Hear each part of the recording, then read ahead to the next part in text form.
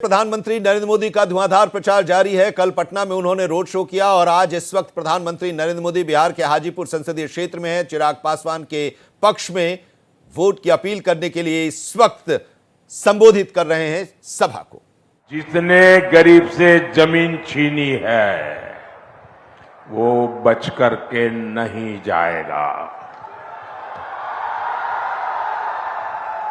साथियों, मोदी के सेवा काल में भारत में देश की अर्थव्यवस्था तेजी से आगे बढ़ रही है और जब अर्थव्यवस्था आगे बढ़ती है तो उतने ही रोजगार के भी मौके पैदा होते हैं। पिछले 10 साल में बिहार में 1400 किलोमीटर नई रेल लाइनें बिछाई गई। बिहार में 400 से अधिक रेलवे फ्लाईओवर और अंडरपास बने। कोई मुझे बताइए, क्या बिना रोजगार को एक काम हुआ होगा क्या? छूमंतर करके जैसे रुपये ले जाते हैं वैसे पुलिया भी बन जाती होगी क्या? किसी को तो रोजगार मिला होगा ना, तब जाकर के बना होगा। पिछले 10 साल में बिहार में 3300 किलोमीटर के नेशनल हाईवे बने हैं। मुझे कोई बताए भाई बुद्धिमान, 3300 किलोमीटर हाईवे क्या बिना रोजगार दिए बन जाते हैं क्या? लगातार चौड़े हो रहे हाईवे हो, एक्सप्रेस हो, बिहार में खाद के कारखाने का काम हो, थर्मल पावर प्लांट हो, गंगा नदी पर बन रहे अनेकों बड़े पुल हो, पटना में मेट्रो में चल रहा कार्य हो, नेचुरल गैस का नेटवर्क हो, गांव-गांव तक उज्ज्वला की गैस पहुंचाने का नेटवर्क हो, ये सब रोजगार की गारंटी होते हैं, रोजगार की गारंटी। लेकिन जो अपने बाप दादा की कमाई खा करके जीते हैं उनको रोजगार क्या होता है इसकी समझ तक नहीं है जी। अभी मोदी ने तय किया है कि बिहार के 90 से ज्यादा रेलवे स्टेशनों को आधुनिक बनाया जाएगा। क्या ये बिना रोजगार पैदा किया होगा क्या? पिछले 10 साल में मोदी ने देश के 4 करोड़ पक्के घर बनाकर गरीबों को दिए हैं। अकेले बिहार में ही 40 लाख पक्के घर बनवाए गए। इन घरों के लिए जो सीमेंट सरिया आया है, ईंट बालू आया है, वो भी मोहल्ले की दुकान से ही तो गया है। इन सबका लाभ बिहार के नौजवानों को ही तो हुआ है। उन्हें रोजगार के, व्यापार कारोबार के नए अवसर मिले हैं। साथियों, मोदी के वारिस कौन है आपके पास कोई नाम कि भाई मोदी इसको लेकर के जाएगा? कोई नाम नहीं है। क्यों? मोदी के वारिस आप हैं। मोदी के वारिस आप हैं। मोदी के वारिस आपका परिवार है। मोदी के वारिस आपके बच्चे हैं। और मुझे वारिस में आपको सब कुछ दे करके जाना है। मुझे आपको सुख चैन की जिंदगी दे करके जाना है। मुझे आपको आपके बच्चों के उज्जवल भविष्य की गारंटी दे करके जाना है।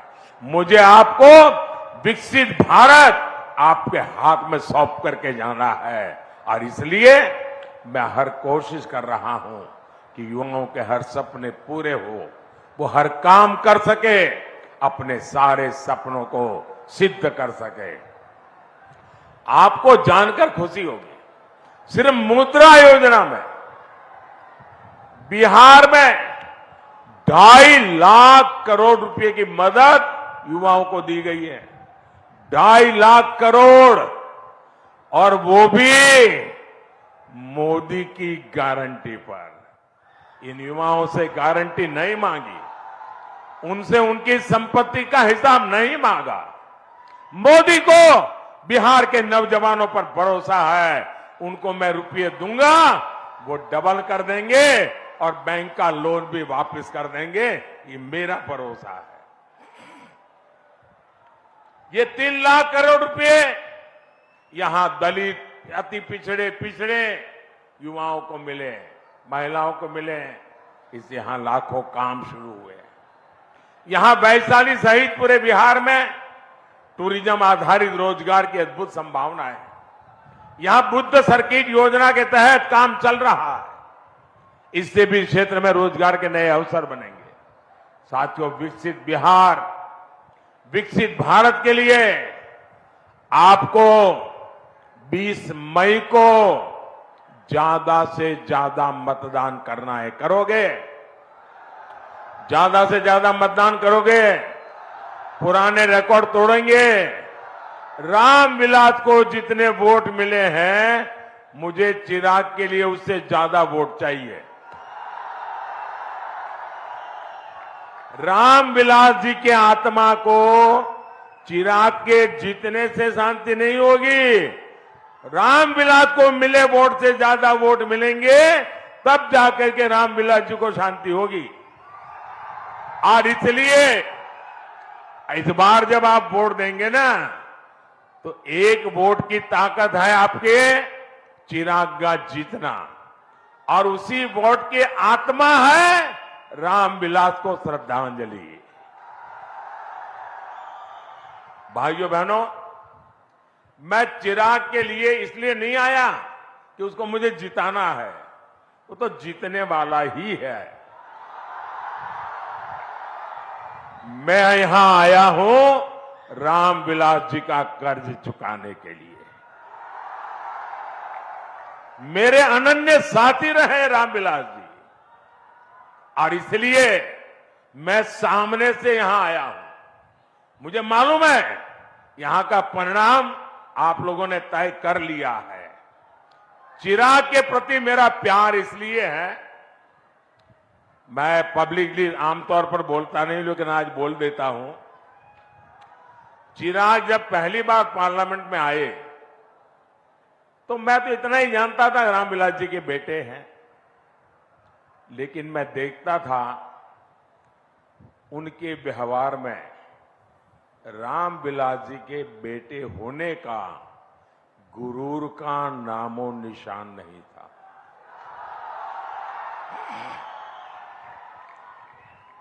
ये बहुत बड़ी बात है, और मैं इसके लिए उनकी माता जी को सारे क्रेडिट देता हूं।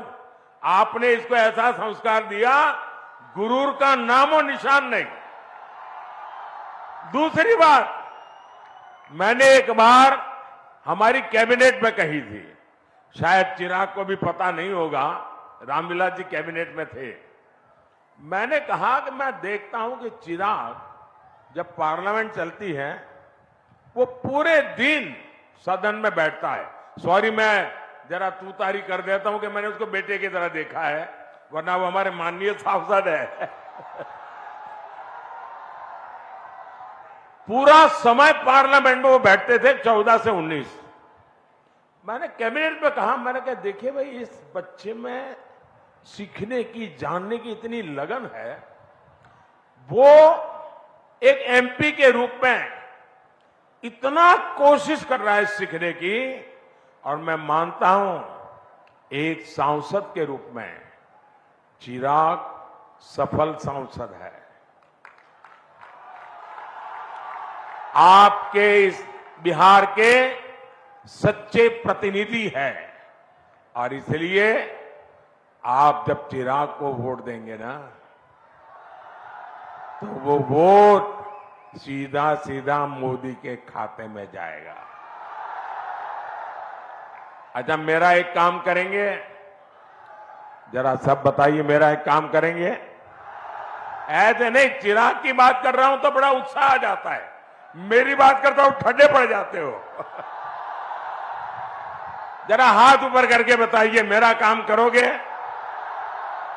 देखिए, यहां से जाने के बाद ज्यादा से ज्यादा घरों में जाइए, ज्यादा से ज्यादा परिवारों में जाइए और जाकर के कहिए कि मोदी जी आए थे, मोदी जी ने आपको जय श्री राम कहा है, मेरा जय श्री राम पहुंचा दिया।